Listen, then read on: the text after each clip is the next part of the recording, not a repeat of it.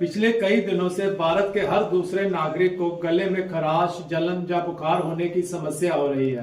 पहले तो ये लगा कि ये मौसम के बदलाव के कारण हो रहा है। तो हम अंगूर बड़े शौक से खा रहे हैं, वो हमारी सेहत के लिए हानिकारक हैं। खेती करते समय उसमें केमिकल पेस्टिसाइड डालते हैं तो वो अंगूर हमारे गले और जुकाम और बुखार होने की समस्या पैदा कर रहे हैं। इसलिए अगर आपने अंगूर खाने हैं तो अंगूर कम से कम गर्म पानी में थोड़ा सा नमक डाल के आधा घंटा उसको डुबो के रखें और उसके बाद अंगूर खाएं।